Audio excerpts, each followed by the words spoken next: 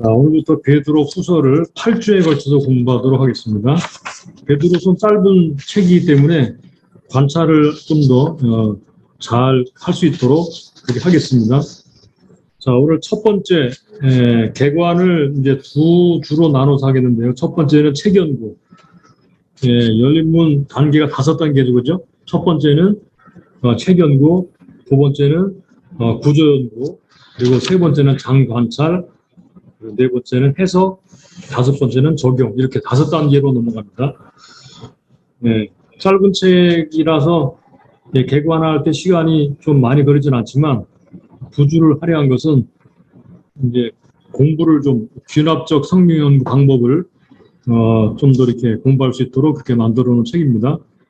자, 여러분 교재 첫 번째 과 책 연구 개관 1을 펴시기 바랍니다. 자, 그 33번째 단락에 보게 되면 이렇게 되어 있죠. 책 연구는 성경 66권 중에 한 책을 연구할 때 연구하고자 하는 책에 관하여 about, 책에 관하여 연구하되 그 책의 참고문헌을 통해서가 아니고, 요거 우리가 잘 알고 있죠, 그죠? 참고서 보고 하는 게 아니고 일단 본문을 읽고 관찰하면서 시작하는 말하는 거죠. 책 연구의 목적은 책을 구성하고 있는 필수적인 요소들을 아는 것에 있습니다. 책의 필수적 요소란 저자, 독자, 그리고 배경, 상황, 그리고 책의 핵심 내용과 저자 의도, 저장 목적이죠. 이러한 사실들을 알게 하는 것, 이게 책 연구입니다. 자, 그래도 곧장 연구에 들어가겠습니다. 2번으로 넘어갈까요? 베드로 후서의 문학 양식. 이건 잘 알죠, 그죠? 베드로서는 편지죠, 편지. 그래서 편지는 우리가 잘 알고 있는 것처럼 저자, 수신자, 인사말, 문안인사 등등이 있고 본문이 있죠, 그죠? 본문 안에는 권면, 격려, 목적도 들어있고 논리적이고 설득력이 있고 관념적인 그런 방식으로 쓰여집니다. 이거 잘하는 거니까 넘어가고 직접 본문 연구에 들어가도록 하겠습니다. 세 번째, 저자를 관찰해야 되겠죠? 자, 여러분들 교재 그 관찰 도표 텍스트를 펴시기 바랍니다.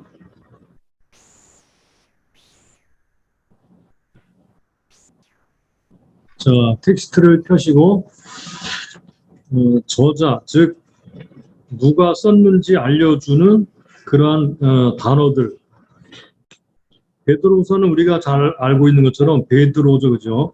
베드로를 가리키는 단어들을 찾아서 표시하면서 읽어가도록 하겠습니다. 1장 1절을 보시면 예수 그리스도의 종과 여기 사도인 베드로는 사도인 베드로 이렇게 돼 있죠, 그죠? 베드로가 썼는데 그를 그리스도의 종과 사도라고 얘기를 했어요. 그리스도의 종과 사도, 자신을 그렇게 말을 했습니다. 그래서 저자가 누구인지를 알 수 있게 해주죠. 그리고 우리 하나님과 구주 예수 그리스도의 의를 힘입어 동일하게 보배로운 믿음을 우리와 같이 받은 자들에게 편지하노니, 여기서 할 수 있는 것은 베드로는 보배로운 믿음을 받은 사람이다. 수신자와 같은 동일하게 보배로운 믿음을 받은 사람. 1절에서는 두 가지를 알 수 있죠. 첫 번째는 시몬 베드로가 썼는데 그는 그리스도의 종이며 사도이고, 그리고 수신자들과 똑같은 동일하게 보배로운 믿음을 받은 사람이다. 이렇게 이제 관찰하는 거예요. 쭉 읽어보게 되면요, 1장 12절에 또 나와요. 우리가 이거 길어서 다 읽을 수 없으니까 저자가 나오는 구절만 찾아보겠습니다. 1장 12절. 이러므로 너희가 이것을 알고 이미 있는 진리에 썼으나 여기 내가 항상 너희로 생각하게 하려 하노라. 그러니까 저자가 누군지 알 수 있죠. 어떤 사람인지 알 수 있죠. 그러니까 이 편지를 받는 독자들로 하여금 이미 알고 있는 진리를 항상 생각하도록 하기 위해서 이 편지를 쓰고 있다라는 사실을 알 수 있습니다. 네, 그래서 12절에는 저자가 이 편지를 쓰는 목적이 나와 있죠. 13절에 또 나오죠, 그죠? 내가 이 장막에 있을 동안에 너희를 일깨워 생각하게 함이 옳은 줄로 여기노니, 역시 여기도 일깨워 생각하게 하기 위해서 이 편지를 쓰고 있다는 것을 알게 해줍니다. 살아있는 동안에 일깨워 생각하게 하도록 이 편지를 쓰고 있어요. 그래서 12, 13절 계속 저자가 이 편지를 쓰는 목적을 말해주고 있죠. 저자는 분명한 목적을 가지고 이 편지를 쓰고 있습니다. 14절에도 나옵니다. 계속 이어지죠. 이는 우리 주 예수 그리스도께서 여기 내게 지시하신 것 같이 나도 이 장막을 벗어날 것이 임박한 줄 알미라. 14절에 알 수 있는 것이 뭐죠? 저자는 예수님이 말씀하셨던 대로 죽을 날이 임박해 있다라는 사실입니다. 네, 12, 13, 14절에서 계속 저자가 누구인지를 알게 해주죠. 15절 내가 힘써 나는 저자를 말하죠. 너희로 하여금 나의 떠난 후에라도 필요할 때는 이런 것을 생각나게 하려 하노라. 네. 15절에도 알 수 있는 것이 뭐죠? 자기가 죽은 후에라도 필요한 때는 지금 쓰고 있는 이런 진리들을 생각나게 하려고 이 편지를 쓰고 있습니다. 그래서 12, 13, 14, 15절에는 저자가 진리를 생각나게 하려고 이 편지를 쓰고 있으며 저자는 예수님이 이미 말씀하신 대로 죽을 때가 임박해 있으며 그가 떠난 후에라도 이 진리를 기억하게 하도록 하기 위해서 이 편지를 지금 쓰고 있다라는 사실을 알 수 있습니다. 그 다음에 계속 이어지는 말씀을 통해 알 수 있는 것들이 있습니다. 우리 주 16절 우리 주 예수 그리스도의 능력과 강림하심을 너희에게 알게 한 것이 공교히 만든 이야기를 좇은 것이 아니요 우리는 그의 크신 위엄을 본 자라. 네, 여기 우리는 저자를 가리키는 말이죠. 우리는 그의 크신 위엄을 친히 본 자라. 예수님의 위엄을 보았다 그랬죠. 그 위엄이 뭐죠? 바로 17절에 나오죠. 지극히 큰 영광 중에서 이러한 소리가 그에게 나기를 이는 내 사랑하는 아들이요 내 기뻐하는 자라 하실 때에 저가 하나님 아버지께 존귀와 영광을 받으셨느니라. 이 소리는 18절 우리가 이것도 저자를 말하는 거죠.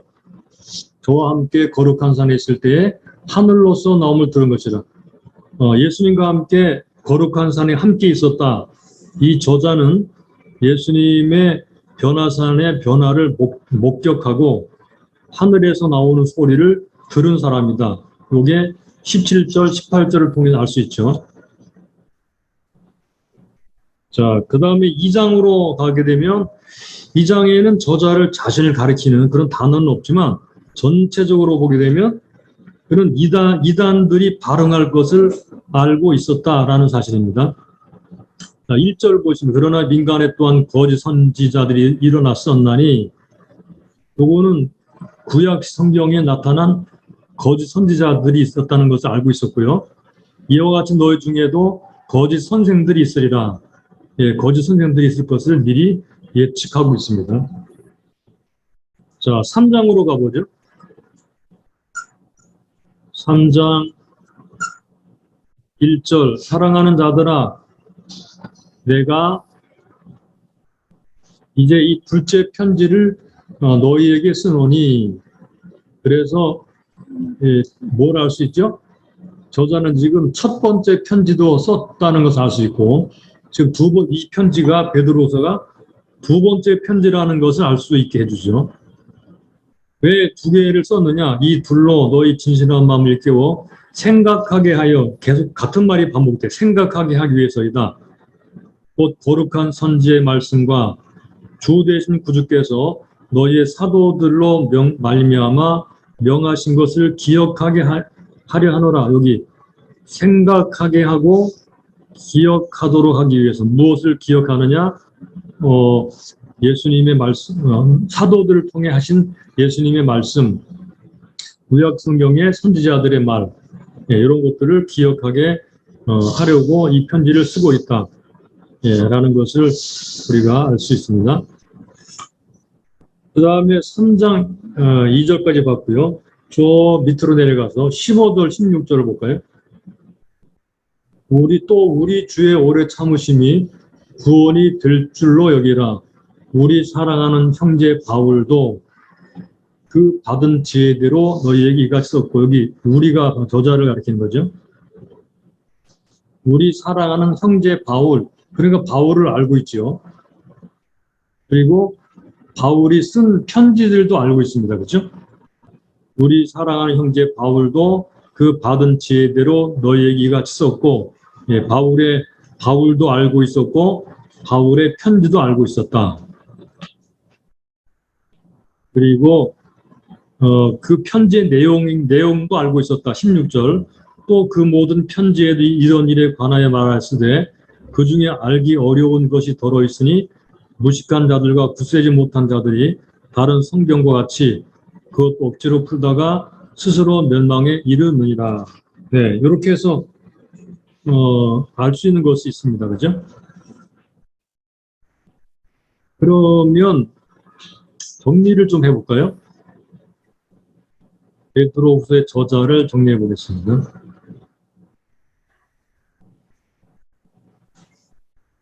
자, 1장 1절.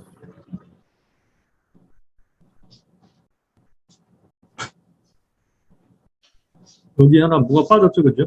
여기 그리스도의 종과 사도라 그랬죠. 예, 종, 사도, 시몬 베드로. 여기 편지를 쓰는 저자고요.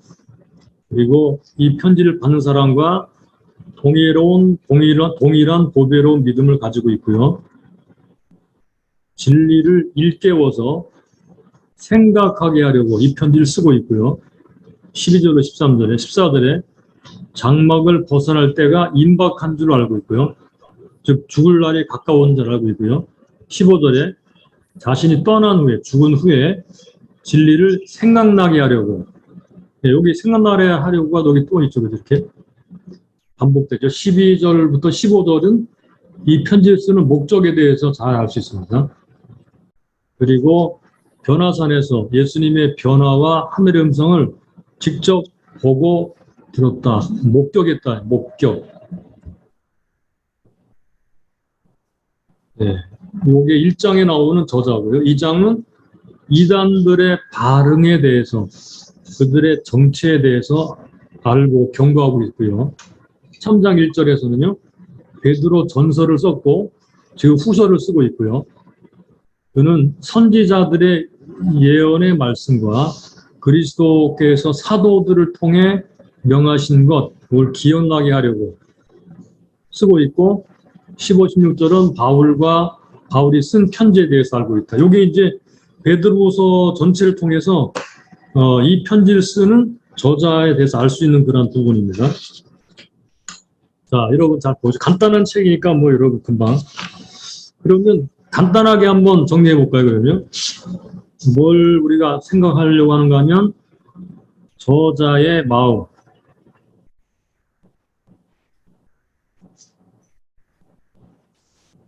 저자가 어떤 마음을 가지고 있는 것 같습니까? 네, 간단하게 말을 한다면 아마 절박한 마음이 아니었나라는 생각을 해요. 절박. 한 가지는 진리를 기억하게 해야 되겠다. 생각나게 해야 되겠다. 하는 그런 간절함이 돼 있죠. 그죠? 간절함이라는 말을 하나 더 넣으면 좋겠네요. 간절함, 절박함. 자신이 떠날 때 죽음이 임박했기 때문에 더욱더 간절하고 절박했어요. 두 번째는 이단들을 방지하기 위해서라는 이단들에 대한 경고. 그래서 절박한 마음으로 이단들을 조심해라 라는 그런 마음을 읽을 수가 있습니다. 간절함과 절박함.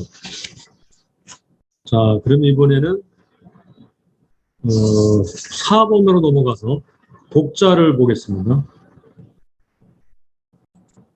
이 편지를 받는 독자, 수신자 1장으로 가보겠습니다.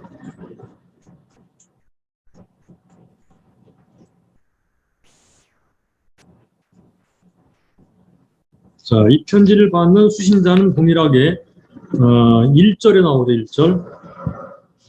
1절 예수 그리스도의 종과 사도인 시몬 베드로는 우리 하나님과 구주 예수 그리스도의 의를 힘입어 동일하게 보배로운 믿음을 우리와 같이 받은 자들,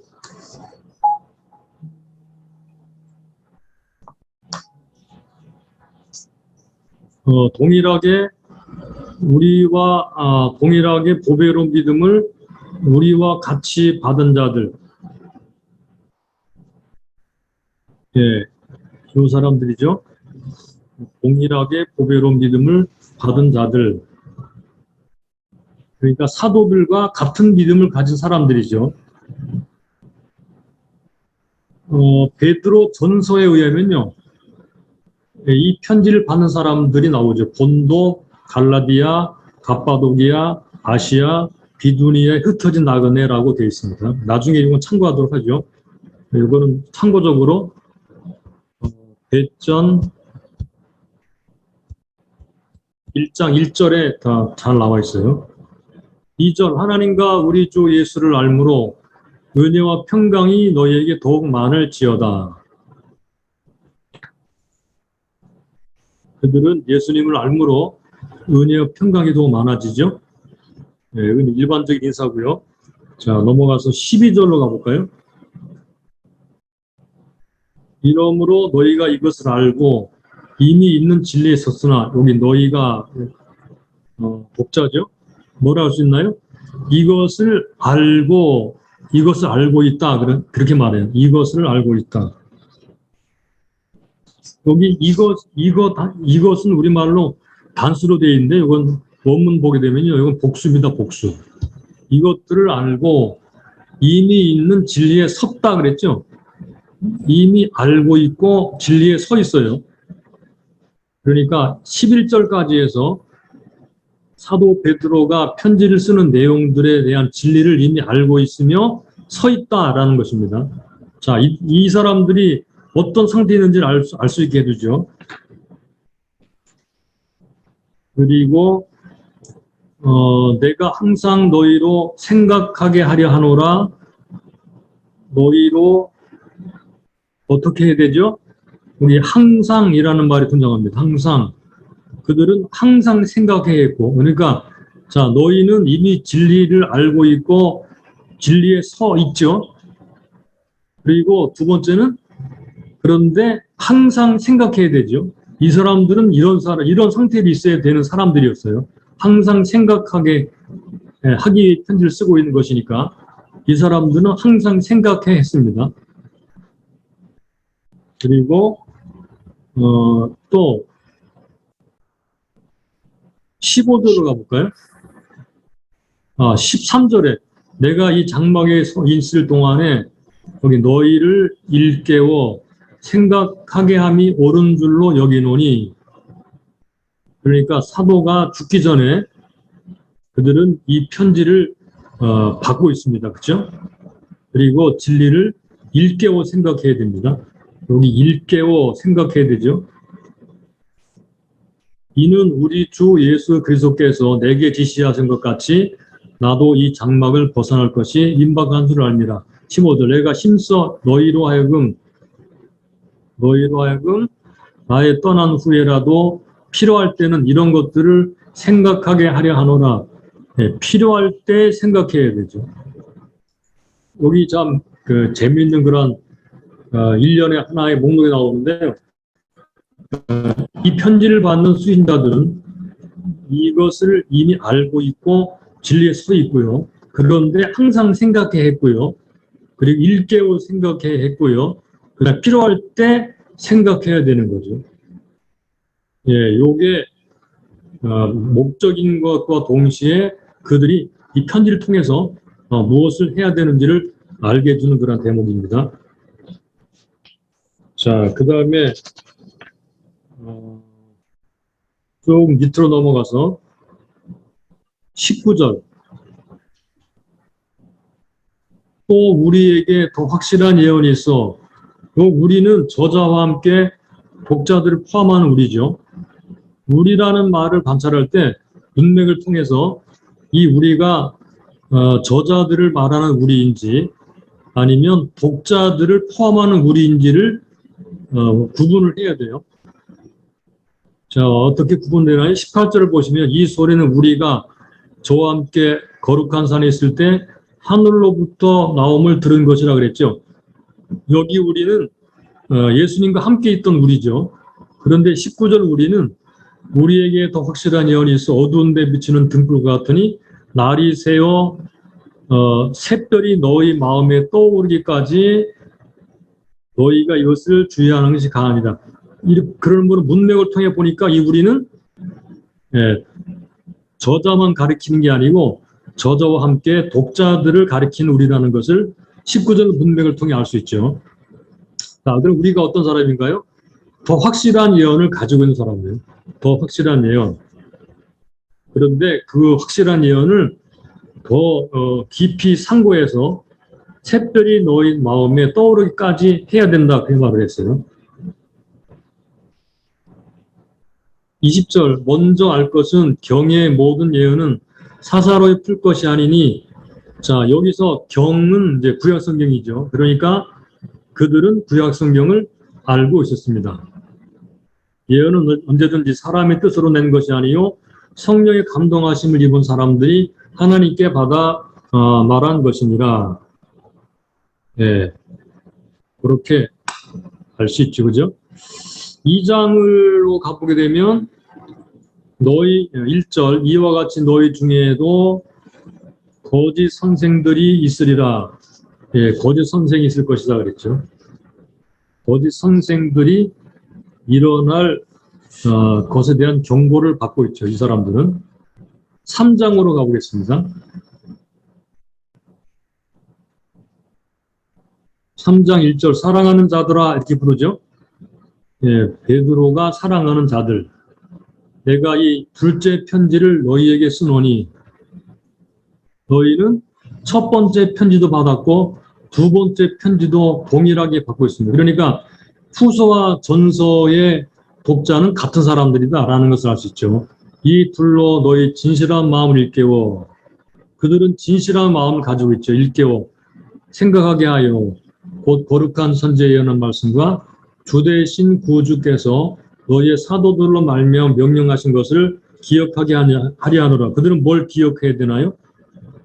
자, 요거는 거룩한 선지자의 예언의 말씀, 사도들을 통해서 하신 말씀, 요거를 기억해야 되죠.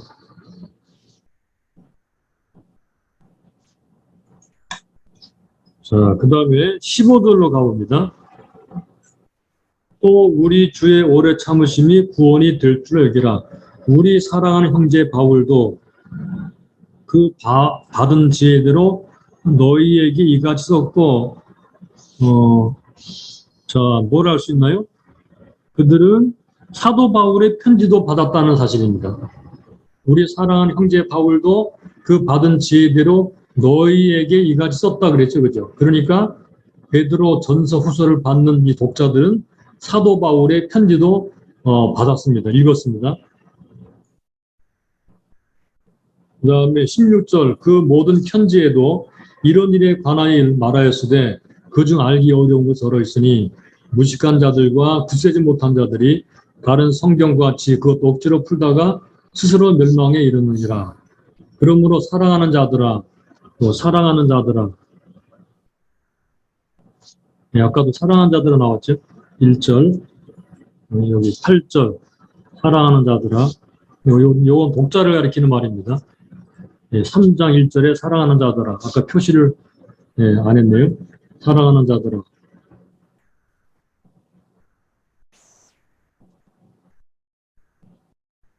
뭐 17절로 갑니다. 너희가 이것을 미리 알았은즉. 미리 알았다 그랬죠? 너희가 이것을 미리 알았은즉 뭘 미리 알았다는 거죠? 예.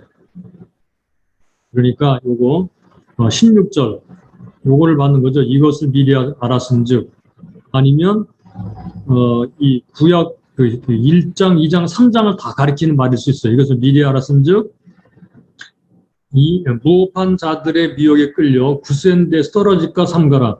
예, 이걸 보게 되면 특별히 2장을 더 지칭하는 것을 볼 수 있죠. 그죠? 2장. 오직 우리 주 곧 구주 예수 그리스도의 은혜와 저를 아는 지식에서 자라가라. 마지막 명령입니다. 삼가라. 그는 삼가야 되고 자라가야 된다. 예, 이것을 알 수가 있습니다. 그러면 정리를 해볼까요? 수신자, 베드로후서의 수신자, 저자와 동일하게 보배로운 믿음을 받은 사람들, 참고해서 베드로전서 1장 1절에 본도, 갈라디아, 갑바도기아, 아시아, 비두니아에 흩어진 나그네 이것을 알고 있었고 이미 있는 진리에 서 있다 그랬죠. 알고 있고 서 있다. 그들은 진리를 항상 아까 우리가 저자할 때 했는데 이번에 확인 안 했네요. 항상 또는 필요할 때 생각을 해야 되죠. 그리고 16절 그들은 저자를 통해 예수 그리스도의 능력과 강림하심에 대해서 알고 있다 그랬죠. 저자를 통해. 19절 그들은 더 확실한 예언에 주의할 필요가 있다. 참고적으로 여기서 우리가 다 쓰는 것은 그들은 구약 성경을 알고 있었다. 구약 성경을 알고 있었고요. 2장 거짓 선생들이 일어날 것에 경고를 받고 있죠. 경고. 2장에서 3장으로 들어가서 베드로 사도의 둘째 편지를 받고 있고 물론 첫 번째 편지도 받았죠. 그죠? 첫째도 받았습니다. 첫째와 둘째를 받았습니다. 그들은 진실한 마음을 가지고 있죠. 그들은 선지자들과 사도들의 말씀을 기억해야 했습니다. 그리고 사도 바울의 편지도 받았습니다. 그리고 16절을 보니까 사도 바울의 편지에는 베드로가 언급한 것과 동일한 내용들이 들어있었어요. 자, 추가하자면 간단하게 PS를 보죠. 1장 1절 흩어진 나그네라든가 2장 1절, 3절로 8절, 15절로 16절, 3장 5, 6절 등등 우리가 쭉 살펴본 바에 의하면 그들은 구약을 알고 있어요. 구약. 이 외에도 이제 증거들이 있죠. 3장 초반부에 나타나고요. 그리고 2장 끝부분에 나타나고, 1장 끝부분에 나타나고, 여기 다 기록이 돼 있질 않은데, 그들은 구약을 알고 있었습니다. 그리고 진리를 알고 있었고, 알고 그 위에 서 있지만 성장해야 될 것입니다. 자, 보세요. 진리를 알고 있었고요. 그 위에 서 있었는데, 성장해야 된다. 신앙의 2세대들이었다는 사실을 알 수 있어요. 그들은 진리를 알고 있었고 그 위에 서 있었으나 성장해야 되었다. 세 번째는 그들은 거짓 선생들의 미혹을 받을 수 있었다. 그리고 네 번째로 핍박과 고난 중에 있었고 이건 전서에서 볼 수 있죠. 그죠? 핍박과 고난 중에 있었고 전서에서 그리고 두 번째는 이단들의 미혹에 노출되어 있었다. 이것은 후서에서. 이게 이제 추가적으로 복자들에 대해서 알 수 있는 그런 부분입니다. 자, 그러면 6번으로 가볼까요?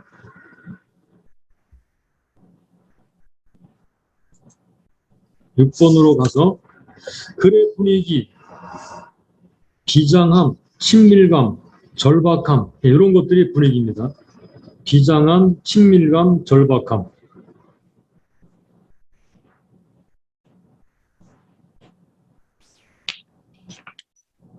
자, 그러면 넘어가겠습니다. 8번으로 가보겠습니다. 뭐 배경, 역사적 배경, 문화적 배경, 종교적 배경, 자연적 배경, 사상적 배경 뭐 등등 나오는데 그 중에는 뭐 앞으로 이제 관찰할 게 많이 있기 때문에 그때 가서 보기로 하고요. 6번째, 책이 기록된 때 언제 이 책이 기록이 되었을까? 언제 기록이 되었는지 잠깐 정리해 보겠습니다.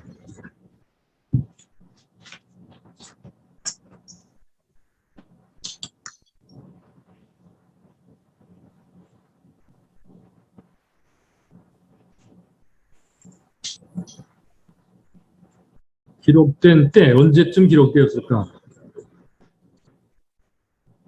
첫째, 뭐 아주 평범한 것인데요. 베드로가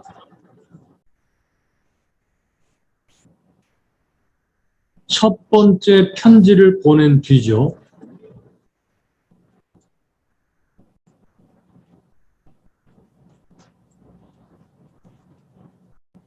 네, 이건 뭐 그냥 평범하니까 그게 뭐 중요한 아니고요. 3장에 잘 나와 있습니다. 둘째 편지라는 거죠. 말하자면 첫 번째 편지를 보낸 뒤라는 말은 두 번째 편지다 그 말입니다. 그래서 기록된 때는 첫 번째 편지가 언제 보내졌느냐라는 것을 알면 두 번째 편지가 언제쯤 기록되었는가 하는 것을 알 수 있다는 그런 얘기예요. 우리는 순수하게 본문을 통해서만 관찰하고 있는 것입니다. 두 번째, 바울의 편지가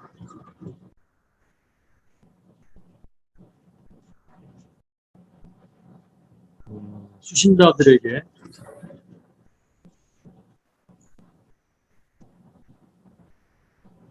알려져 있은 뒤,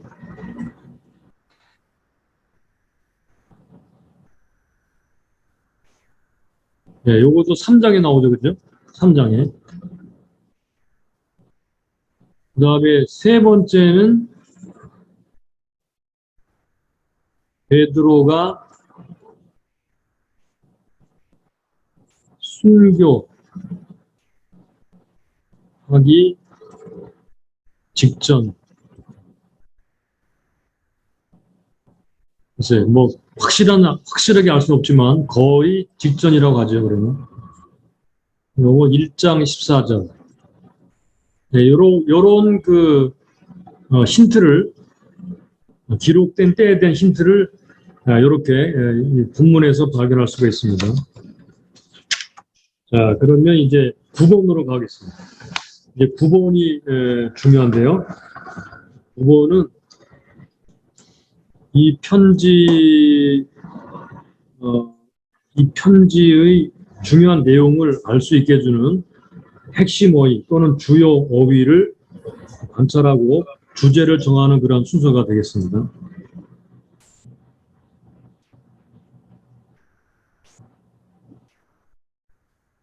다시 본문으로 돌아가겠습니다.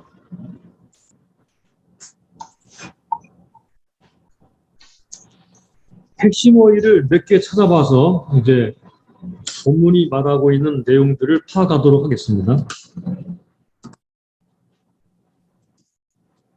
핵심 어휘는 여기 예수님이라는 단어를 쭉 찾아야 되는데 나중에 이제 장면을 관찰할 때 또 나오니까 그때 하기로 하고 그 외에 핵심 단어 한 두세 가지 정도 찾아보도록 하죠. 제일 먼저 중요한 단어가 안다, 지식이라는 단어입니다. 안다는 말, 지식이라는 단어, 그런 단어들이요.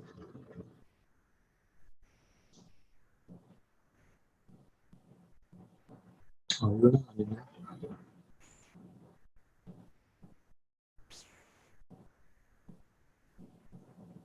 네.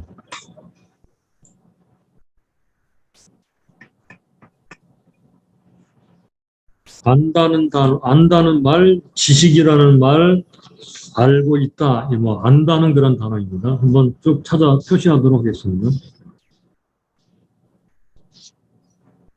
자, 첫 번째 나오는 구절이 1장 2절.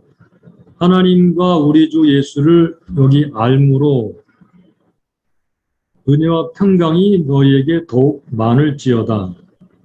특별히 예수 그리스도를 안다, 그 다음에 진리를 안다라고 말을 할 때는요, 이런 단어를 씁니다. 에피그노시스라는 단어를 씁니다.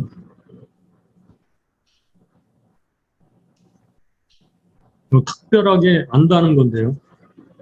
그러니까 기억해 주세요. 신약 성경의 대부분의 경우가 특별히 베드로 후서에도 거의 모든 경우에 예수님을 안다 또는 진리를 안다라고 할 때는 에피그노시스라는 단어를 씁니다.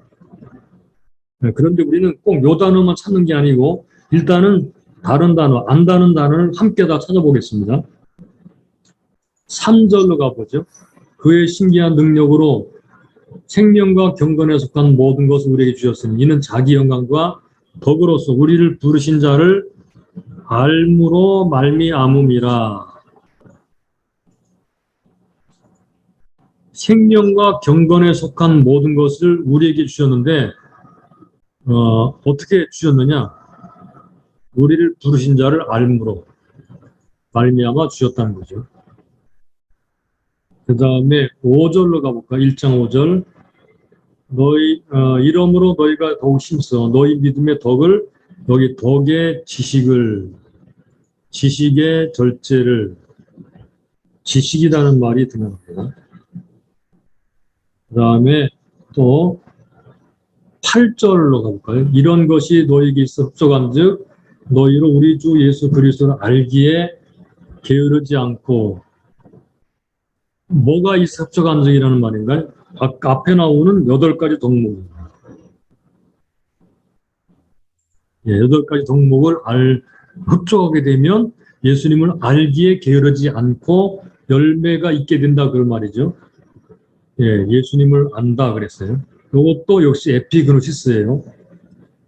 12절. 이러므로 너희가 이것을 알고 안다 그랬죠. 여기는 다른 단어입니다. 14절. 이는 우리 주 예수 그리스도께서 내게 지시하신 것 같이 이 장막을 벗어날 것 임박한 줄 알미라. 사도 베드로는 자기가 죽을 때가 가까웠다는 사실 알고 있었죠. 또 16절 볼까요? 우리 주 예수 그리스도의 능력과 강림하심을 너에게 알게 한 것이 공교히 만든 것이 아니 이야기를 쫓은 것이 아니요. 이거는 안다는 말이 여기 나오고요. 베드로가 이 독자들에게 예수님의 능력과 강림하심을 가르쳤다는 걸 알 수 있습니다. 넘어가죠. 20절로 가보겠습니다. 먼저 알 것은 먼저 뭘 알아야 된다는 말이죠. 경의 모든 예언은 사사로이 풀 것이 아니다. 이것을 먼저 알아야 된다. 사사로이 풀면 안 되고 주의 깊게 잘 풀어야죠. 이것을 말하려고 하고 있어요. 2장으로 가보겠습니다. 2장은 이단들에 대한 이야기가 쭉 나오면서 10절을 볼까요? 육체를 따라 더러운 정욕 가운데 행하며 주관하는 일을 멸시하는 자들에게 특별히 형벌하실 줄을 아시느니라.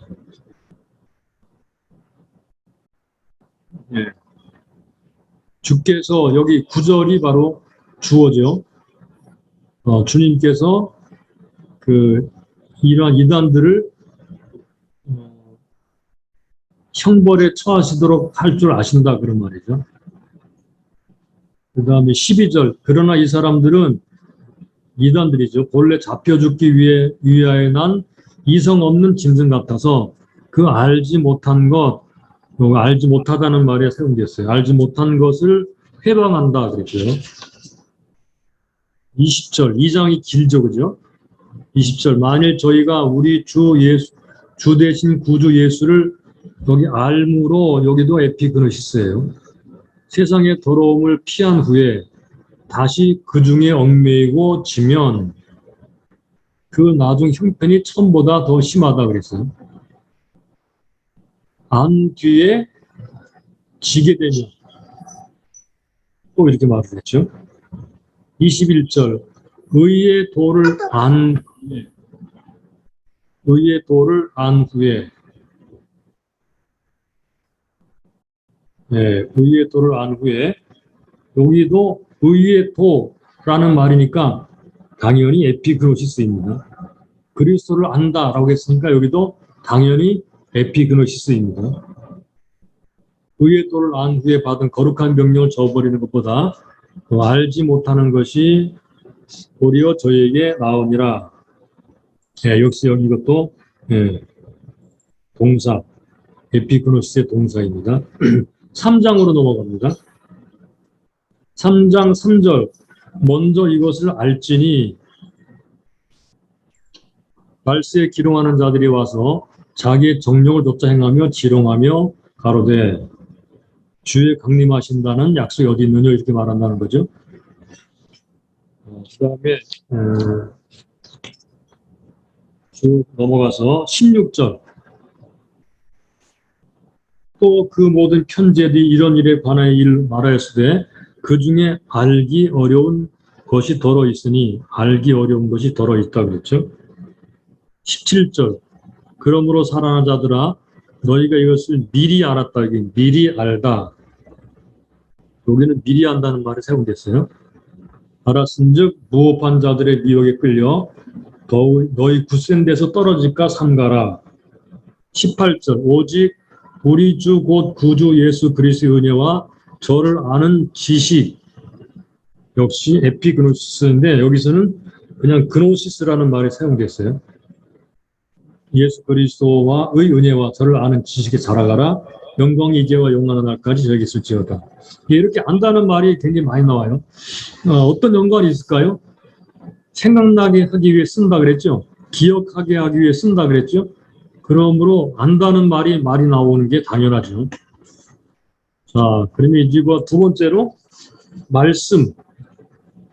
말씀이라는 단어와 비슷한 단어들.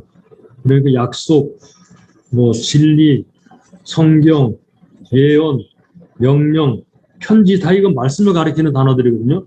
이런 단어들이 어디 어떻게 나왔는지 찾아보도록 하겠습니다.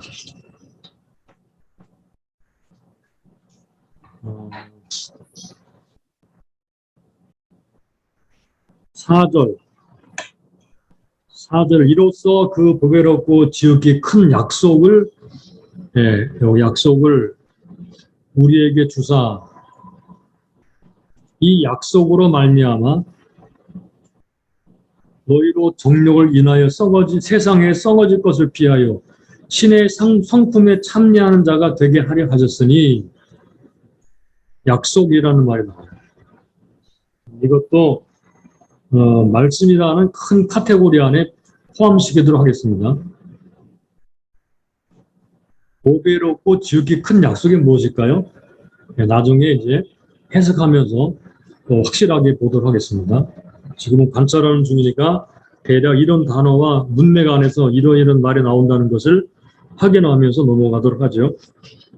그 다음에 12절로 가볼까요?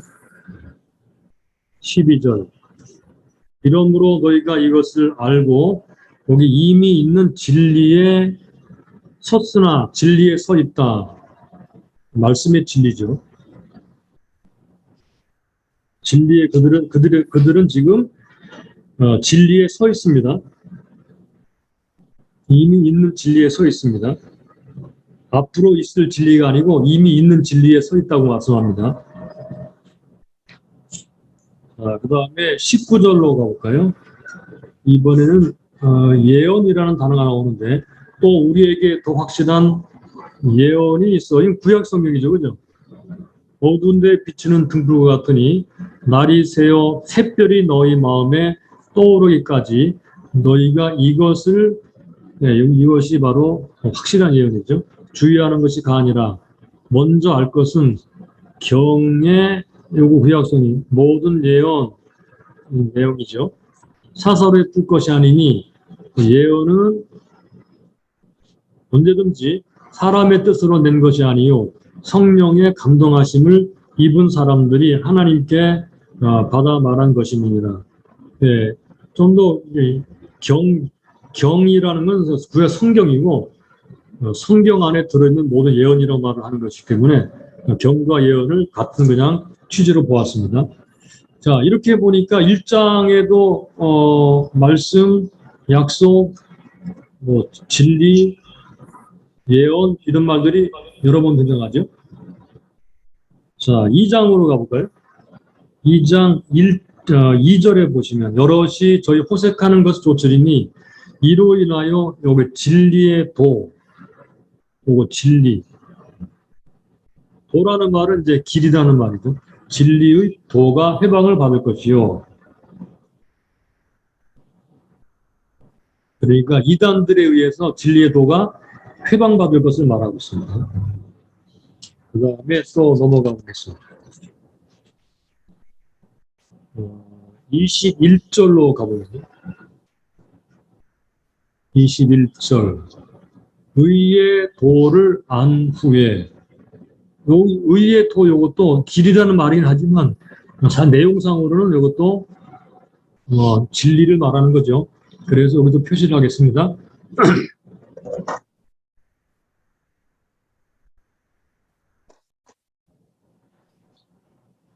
21절 의의 도를 안 후에 받은 이 거룩한 명령도 진리의 명령 말씀이니까 같이 표시합니다. 의의 도를 안 후에 받은 거룩한 명령을 저버리는 것보다 알지 못하는 것이 도리어 저에게 나으니라. 우리 여기서도 논쟁거리가 생길 수 있죠. 그죠? 안 뒤에 어떻게 저버릴 수 있는가? 안다는 말은 에피그노시스, 특별히 안다는 것인데요. 그리고 나 저버린다 그랬거든요. 자, 그 다음에 3장으로 가볼까요? 1절, 사랑하는 자들아, 내가 이제 둘째 편지를 너희에게 쓰노니, 요 편지도 베드로 후서니까 말씀이죠. 이 둘로, 요거는 전서와 후서를 가리켜 말하는 거죠. 이 둘로 전서, 후서, 너의 진실한 마음을 일깨워 생각하게 하여 곧 거룩한 선지자의 예언한 말씀과 주 되신 구주께서 너희의 사도들로 말미암아 명하신 것, 이것도 말씀이죠. 이를 기억하게 하려 하노라. 자, 9절로 가보겠습니다. 주의 약속은 어떤 이에 더디다고 생각하는 것까지 더딘 것이 아니라 오직 너희를 대하여 오래 참으사 아무도 멸망치 않고 다 회개하기 이르기를 원하시느니라. 여기 주의 약속은 이제 예수님이 다시 오신다는 약속이죠. 자, 여기 하나 빼먹었네요. 4절 가로되 주의 강림하신다는 약속이 어디 있느냐? 조상들이 잔 후로부터 만물이 처음 창조할 때와 같이 그냥 있다 하니 이는 하늘이 옛적 붙어 있는 것과 땅이 물에서 나와서 물로 성립한 것도 하나님의 말씀으로 된 것을 저희가 불어 잊으려 함이로다. 이걸 빼먹고 그 다음에 7절로 가보면 이제 하늘과 땅은 그 동일한 말씀으로 불살하기 위하여 간수하신 바 되어 경건치 아니한 사람들의 심판과 멸망의 날까지 보존하여 두신 것이라. 네, 그리고 9절에 주의 약속 나오고요. 다 이제 예수님이 그 강림하신다는 약속을 말하는 거죠. 그 다음에 13절 우리는 그 약속대로 의에 거하는 바 새하늘과 새 땅을 바라보도다. 네, 마지막에 대한 약속이죠. 마지막 날에 대한 약속. 그리고 16절 우리 16절 또 그 모든 편지에도 요거는 사도 바울의 서신입니다. 이런 일에 관해 말할 때 그 중에 알기 어려운 것이 더러 있으니 무식한 자들과 굳세지 못한 자들이 다른 성경과 같이 그 독지로 풀다가 스스로 멸망에 이르느니라. 이것은 사도 바울의 편지와 다른 성경을 같이 연결시켜 말을 하고 있습니다. 네, 이렇게 보면은 약속, 말씀, 명령 등등에 대한 말씀에 대한 단어가 많이 등장한다는 걸 알 수 있고요. 그러면 뭘 말하려고 하는지를 대략 찾을 수가 있죠. 그리고 2장은 특별히 한 장 전체를 할애해서 자, 무엇에 대해서 말을 하고 있는가? 그거 2장 1절 볼까요? 그러나 민간에 또한 거짓 선지자들이 일어났었나니 이와 같이 너희 중에도 거짓 선생들이 있으리라. 여기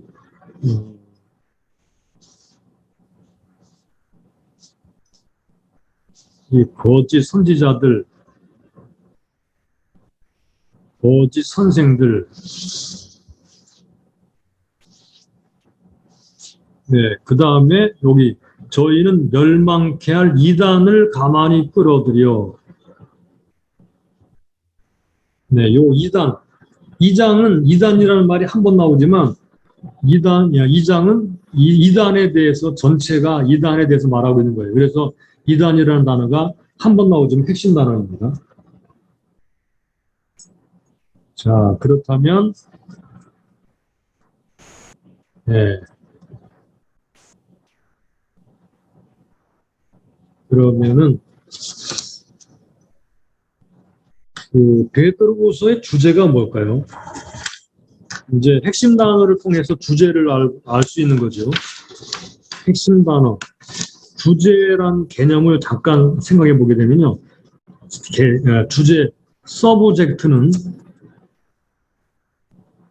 주제를 서브젝트라고 말하거든요.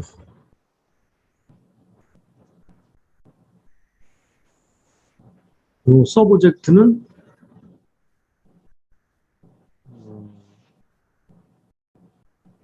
책 안에 있는, 작품 안에 있는 모든 재료들을 대표하는 재료예요. 모든 재료들. 그거를 다른 말로 말하면 모든 주제들을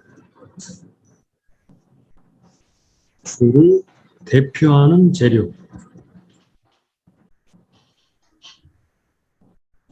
대표하는 주제. 여기에 서브젝트입니다. 우리는 이 서브젝트라고 불러요.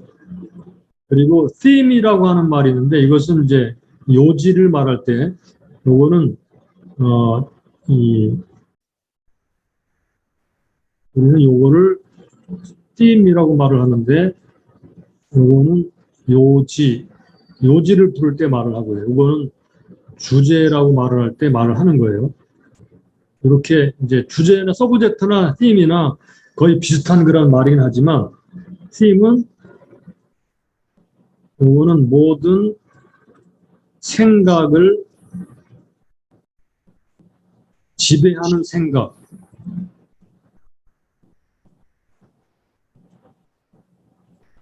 요지는요, 생각입니다, 생각. 생각은 뭘로 하느냐? 요거는 문장으로 하게 되어 있습니다. 생각은 문장으로 하게 되어 있고요. 재료는 뭐 한 단어 이렇게 말하기 때문에 생각이 아니죠, 요거는 생각이 아닙니다. 그냥 재료일 뿐입니다. 그런데 이 재료들이 모아지면은 하나의 문장이 되므로 생각이 되죠. 그래서 요지하면 문장으로 서술을 하고요. 서브젝트 하게 되면 그냥 하나의 단어나 뭐 이런 식으로 재료들을 이렇게 조합하는 식으로 표현합니다. 요거를 이제 우리가 서브젝트 혹은 theme이라고 말을 하는데 주제는 키워드, 핵심 단어와 관련이 있고 요거는 키버스, 예, 요절, 요거는 핵심 단어, 여기는 핵심 구절, 이걸 요절이라 부르죠. 요거 관련이 있습니다. 그런데 이 핵심 구절 안에는 뭐가 들어있을까요? 바로 요 재료가 들어있는 겁니다. 재료가 들어있어서 재료를 하나의 생각으로 만들어낸 것이 문장이니까 그래서 쓰임은 요지라 그게 부르면서 이제 우리 관찰할 때 그대로 사용하는 거죠. 그렇다면 베드로 후서의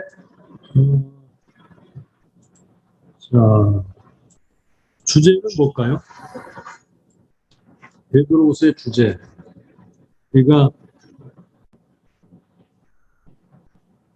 핵심 단어. 베드로후서의 핵심 단어는 예수 그리스도와 아까 예수님이 핵심 단어라고 그랬죠, 그죠? 근데 표시 안 했죠, 시간상. 예수 그리스도, 그 다음에 암, 지식, 이 단어를 표시했고요. 많이 나오죠? 그리고 반복해 나오죠? 그리고 말씀, 그리고 이단. 요게 베드로후서의 핵심 단어입니다. 꼭 기억을 해두세요. 요 네 개의 단어가 베드로후서의 핵심 단어입니다. 예수 그리스도, 암, 그다음에 말씀, 이단. 그러면 서브젝트 주제는 어떻게 되겠어요? 간단히 말을 하면요, 예수 그리스도를 암, 요거예요. 또는 진리를 암. 그래서 예수님을 안다는 말이 많이 나오고요. 진리를 안다는 말이 많이 나와요. 근데 요걸 조금 더 이제 조금 길게, 조금만 더 길게 핵심 단어를 좀 더 표현하자면 우리 주 예수 그리스도의 진리를 암. 이렇게 표현할 수 있어요. 그래서 요 안다는 단어가 베드로후서의 핵심 단어 중에 핵심 단어입니다. 예수를 알아가는 것. 그래서 베드로는 요 진리를 기억해야 되고 생각해야 되고 마음을 일깨워야 되고 이런 단어들을 여러 번 썼죠, 그죠? 기억나시죠? 요게 이제 베드로서의 목적이기도 하죠. 예수님을 알고 진리를 알게 하는 것을 목적으로 이 베드로서가 기록이 되고 있어요. 그것을 일깨우기 위해서 기록하고 있고 베드로가 살아있을 때 죽은 다음에라도 그것을 기억하고 생각하도록 하기 위해서 이 편지를 쓰고 있어요. 이게 베드로서의 주제이고 목적이죠. 목적은 나중에 다시 정리를 해보도록 하겠습니다. 자, 그러면 이번에는 이제 요지. 이번에는 요지. 요지가 theme이라고 그랬죠, 그죠? 이건 생각이라고 그랬어요, 생각. 먼저 그러면 키버스를 한번 찾아볼까요? 키버스는 3장 17, 18절이 키버스입니다. 3장 17, 18절 한번 보겠습니다. 그러므로 살아난 자들아 모업한 자들의 미혹에 너희가 이것을 미리 알았은즉 모업한 자들의 미혹에 끌려 너희 굳센 데서 떨어질까 삼가라. 오직 우리 주 곧 구주 예수 그리스도의 은혜와 저를 아는 지식에서 자라가라 그랬죠. 여기 삼가라는 뭘 말할까요? 이단들을 삼가라는 것이고요. 18절은 뭐가요? 예수 그리스도를 아는 지식에서 자라가라. 그러니까 간단히 말하면 뭐겠어요? 팀은요, 삼가고 자라가라입니다. 그러면 요거를 좀 더 확장시켜 보게 되면요, 2단을 삼가고 예수 그리스도를 아는 지식에서 자라가라. 이렇게 되는 거죠, 그죠? 요게 17, 18절의 내용이면서 전체를 요약하는 결론적 구절이기 때문에 이걸 가능한 거예요. 그래서 간단히 말하면 삼가고 자라가라. 요걸 확장하면 이단들을 삼가고 그리고 예수님을 아는 지식에서 자라가라. 예수님을 알므로 자라가라. 그 말입니다. 예, 간단하죠, 그죠? 이렇게 정하는 거예요. 그래서 내용이 아주 압축되어가지고 이렇게 표현되는 것입니다. 그러면은 12번으로 가볼까요? 이제 저장 목적을 정하라 그랬죠? 저장 목적. 이 편지 쓰는 목적.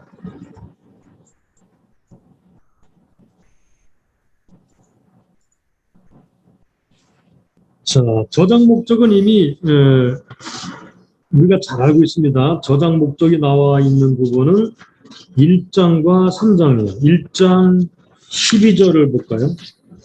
이러므로 너희가 이것을 알고 이미는 진리에 있었으나 항상 너희로 생각하게 하려 하노라. 그리고 뭐예요? 여기서는 자 1장 12절 진리를 항상 생각하도록 하기 위해서 그렇죠? 그게 이제 13절에는 요거 일깨워 생각하도록 하기 위해서 그랬죠. 그리고 15절에 보니까 필요할 때는 필요할 때 하도록 하기 위해서 요게 1절부터 15절에 나오는 저장 목적이 표현된 부분이에요. 그리고 또 한 번 더 강조돼서 나오는 부분이 3장이죠. 3장 1절. 살아난 자들아, 3장 1, 2절. 사랑하는 자들아, 내가 이제 둘째 편지를 너에게 쓰노니 이 둘로 너희의 진실한 마음을 일깨워. 여기 일깨워 또 나오죠.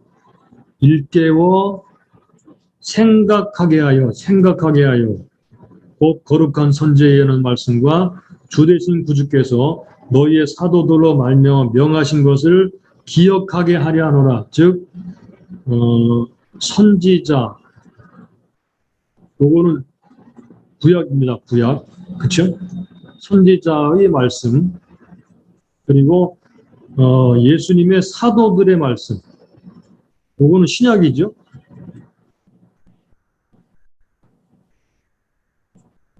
기억하도록 그게 목적이에요. 그러니까 간단히 말을 하면 저장 목적은 독자들을 일깨워서 선지자와 사도의 말씀을 기억하게 하여 거짓 진리에 흔들리지 않고 굳게 서게 하며 그의 지식 안에서 성장하게 하려고 이 편지를 쓰고 있다. 이렇게 진술할 수 있어요. 이거 길기 때문에 뭐 다 기록을 하지 않겠습니다. 요 두 구절 안에 나오고 있고 추가하자면 3장 잠깐 나왔던 15, 16절, 17, 18절. 네, 요 세 구절이 저장 목적 알려주는 구절입니다. 3장 1, 2절, 1장 12절, 15절, 그리고 3장 17, 18절. 요게 이제 압축한 거죠, 그죠? 다시 말하면 다시 한번 정리해 드리겠습니다. 독자들을 일깨워 선지자와 사도의 말씀을 기억하게 하여 거짓 진리에 흔들리지 않고 굳게 서게 하며 그의 지식 안에 즉 예수 그리스도를 아는 지식 안에서 자라나게 하려고 이게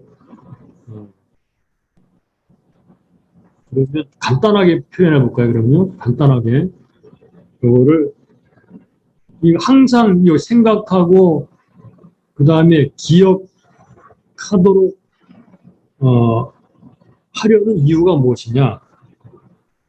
첫째는 이단 방지입니다. 이단 방지하고 또 하나는 예수 그리스도 안에서의 성장입니다. 영적 성장. 영적 성장이라고 쓰죠.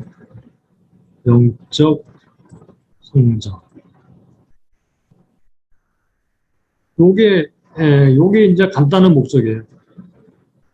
이단을 방지하는 것과 영적으로 성장하는 것.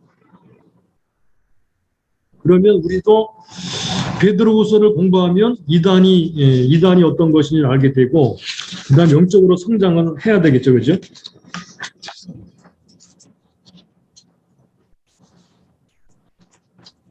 자, 마지막 이제 결론적으로 베드로후서의 신학적인 그런 내용들을 간단하게 정리를 하고 강의를 마무리 짓도록 하겠습니다. 우리는 베드로후서를 공부하면서 이 두 가지를 생각을 할 수 있게 만들어져요.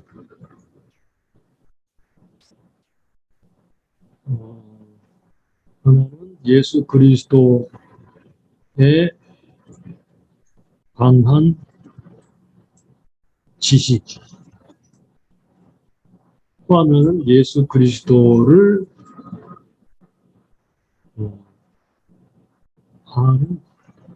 아는 지식.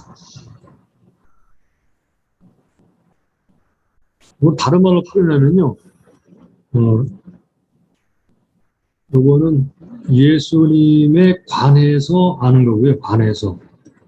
요거는 예수님을 아는 것입니다. 이 두 가지 지식이 있어야 된다는 사실 아셨어요? 관해서 아는 것. 요거는 뭐죠? 요거는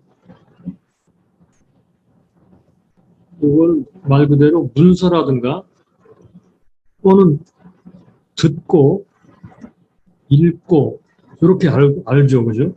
요거는 두뇌의 지식입니다. 두뇌의 지식.